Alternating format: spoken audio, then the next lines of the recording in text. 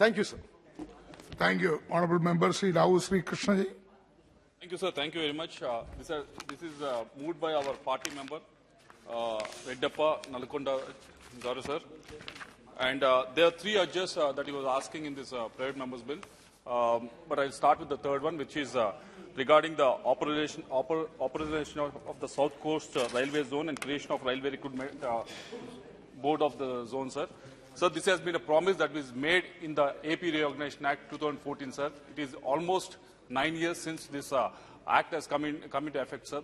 The Andhra Pradesh people have been waiting for this railway zone to happen, sir. It has been promised and it has been also agreed upon that we will establish it, but we still are not able to see any single building that has come up with regards to this zone, sir. So we demand from Andhra Pradesh people, from the side of the people of Andhra Pradesh, that this railway zone be established as soon as possible, sir.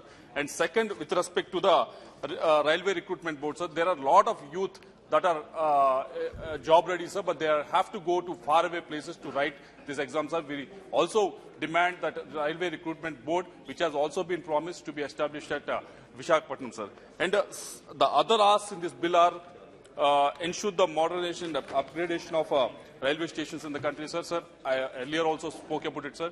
Railway Ministry is upgrading it, and they have also budgeting so much amount for this. This year alone, for Andhra Pradesh, they have given almost 8,700 crores, sir. Correct me if I'm wrong, almost close to 8,700 crores. Every year, even last year they said 7,000 crores. If you look at the expenditure on that amount, I won't see even 50 or 60% is spent, sir. Even this year they have kept another 8,400 crores, sir. I don't know whether they are going to spend it or not, sir. The reason being,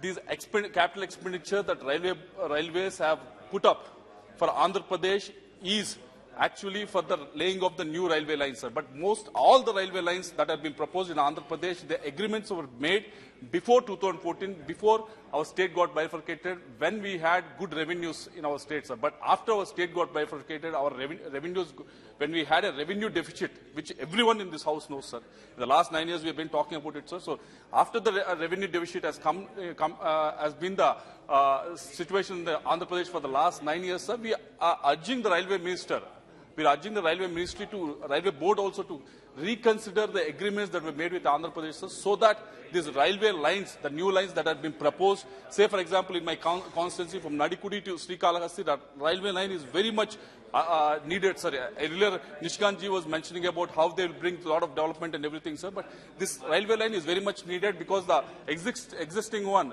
whenever there is a huge floods or cyclones or something like that, it always gets disturbed, sir. That's why the reason for the second railway line, sir. This has been pending.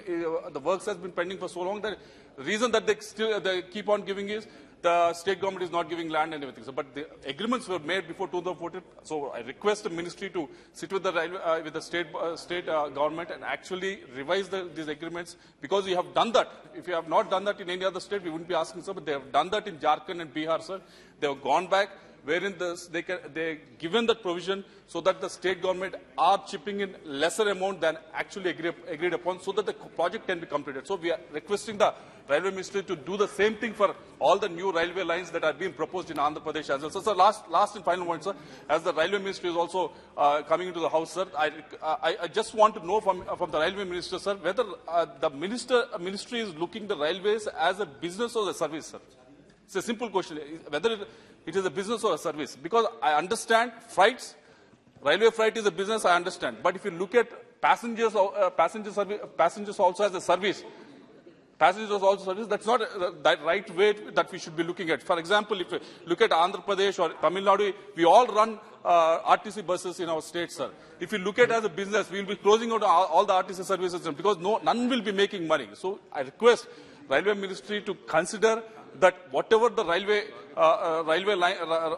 trains that were running before COVID, for example, in my constituency, the almost 17 or 18 trains were running and there was enough stoppage, but it has come down to 7.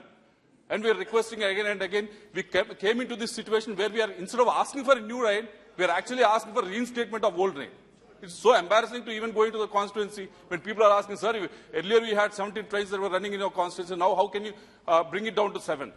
So I want to know whether they are looking at it as a business or a service. Because Once you run a trains, I have seen in my Guntur district, sir, the trains were running for the last 100 years. How the growth has happened in the Guntur district, sir.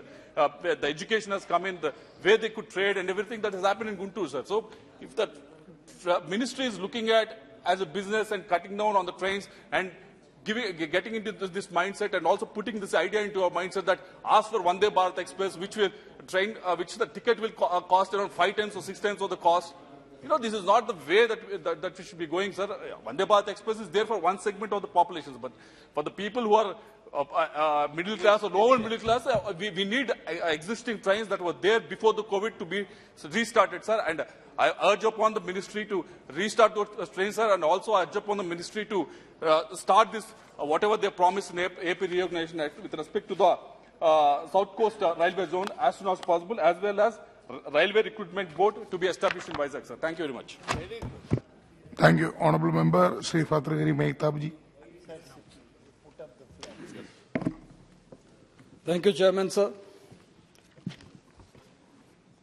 It is gratifying to participate Mehtab in ji, the functioning of... 1 minute. Honorable members, I am to inform that